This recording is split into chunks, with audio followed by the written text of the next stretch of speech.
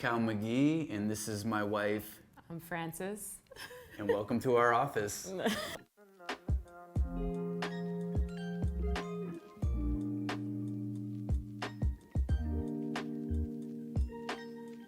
People always ask us, how did you come up with the name Unit 5 and where did that come from? And we were at our old spot at 560. We didn't have a unit number. So when Cal finally left the shop he was working at, and we're like, okay, we're gonna do this, we're like, we need a name. We need something that people can identify. So we were sitting on our lovely red couch, if you know, you know. And we were like, okay, how are we gonna, what should we say? So we were stumbling on a couple words, and then we're like, okay, we landed on unit. And we're like, okay, unit's better than sweet. Let's roll with unit. And my favorite number happens to be 5. So I was like, okay, let's do unit 5. When you said unit 5, and we were already discussing how to unify Our craft, artists and the trajectory and just the idea we had about like where our shop would eventually go. I really thought you said unified in that moment, and I was like, oh, that's super clever. It's a play on words. it's a good play on words. I initially at one point in time we had a few different names we used on Google.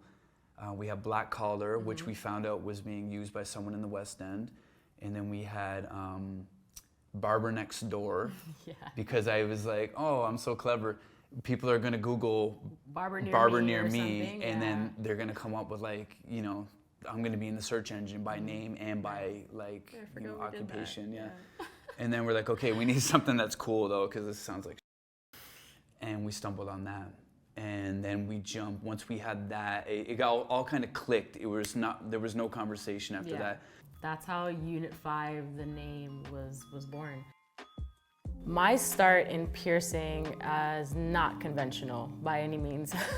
I was working many jobs before I got into piercing, and I just felt like when I would be working a regular job, my soul was kind of being sucked out of me, and I was just craving something else that I could do. I never thought I could actually do it as a profession. When we were at our old studio space at 560, I ended up just going to the library near me, and I'm like, let me just see if I can find a book on piercing. And I found one book. I just took that as like a little sign. I'm like, okay, the universe is saying, you know, just look into it. See if this is something you want to do. So I took out that book. The book happened to be The Piercing Bible by Elaine Angel. I read that book cover to cover, made a bunch of notes on it, and I realized, okay, you know what? I really do like this. So I said, okay, I'm gonna give myself 30 days to really just live in the world of piercing and find out everything I could about it. And after those 30 days, I was like, yes, this is something that I 100% want to see if I can do. It felt like whiplash with how quick everything started once I made that decision that I'm gonna become a piercer. I would research every kind of piercing video you can find. I got my bloodborne pathogen certificate online as well. And then I also did a free anatomy and physiology course because I'm just a big nerd like that. And I was like, I really wanna learn all the parts of the body that I'm gonna be piercing. And that was a really enlightening course to take.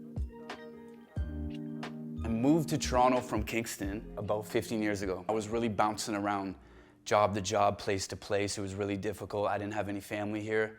At that time, I really didn't know what I wanted to do. I was looking into becoming a firefighter, just all kinds of stuff, anything I could think of. I wanted to learn a skill in a trade that I could do with my own hands, and I definitely didn't want to be put back in a position where I could be fired again. I started basically having a conversation with my barber, and then he kind of led me in the right direction. He helped me get some tools, and then he let me come on Tuesdays and just basically shadow the barbers and watch what they did. On the other part of town where I was living, there was a barber shop that needed somebody. So he taught me how to do cuts that were, you know, like on black hair, let's be honest. Like he taught me wave cuts, he taught me how to shape afros, a lot of things that I never had any prior experience with. From there, it was just like the journey begins, you know? That was like my introductory to barbering. It was kind of difficult for me to get in. I don't think I was a quick learner, to be honest with you, which really aggravated me. Still in this 9-to-5 mentality, like I need to have benefits and I need to have a pension, and I didn't know how finances worked. I was like 22 years old, you know? I think when you met me, you recognized that I had like 4 jobs at the time when you met me, and I was just on the go, just working. And I think when we met, you were definitely on the hustle, yeah, and on the grind, and I could relate to that. In a different way, yeah.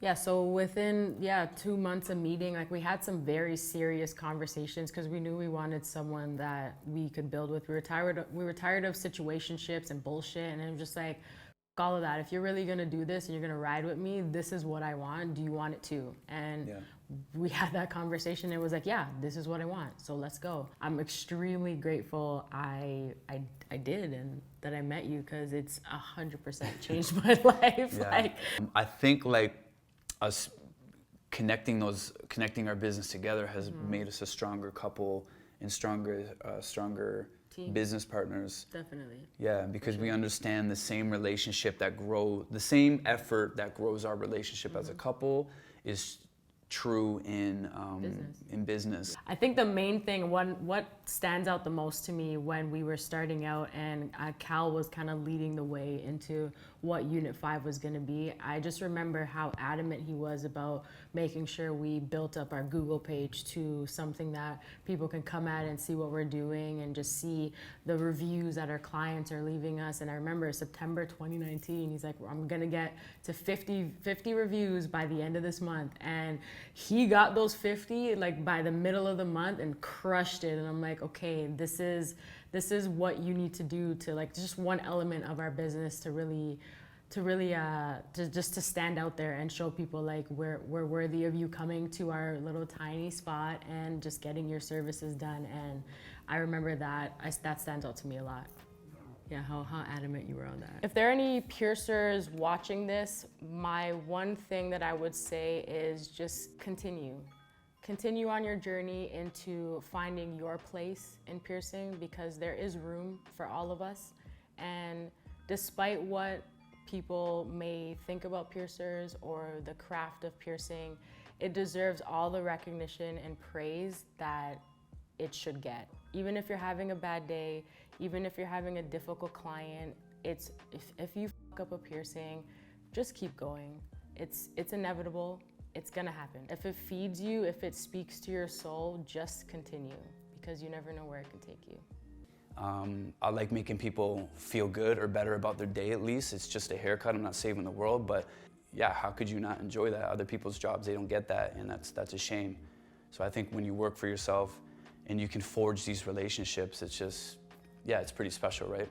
Our ultimate goal is to work with artists and just unify all these different crafts that just help people express themselves. So tattooing, barbering, piercing, nail techs, lash techs, like we just wanted to be able to create that space. So that is always the ultimate goal, but for right now, we're just rocking it. Yeah, as much as like this journey is,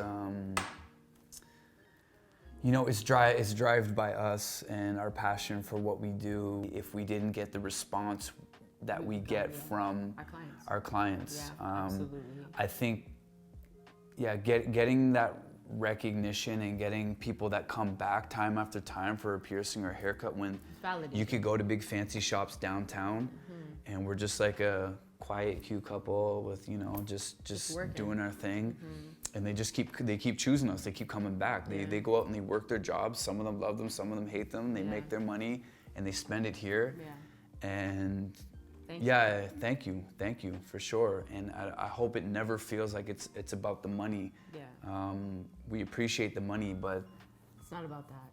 It just feels really. I can speak for both of us that we're just incredibly grateful that people choose to come to us and not look at us like just a business on Google. That we actually like. We care.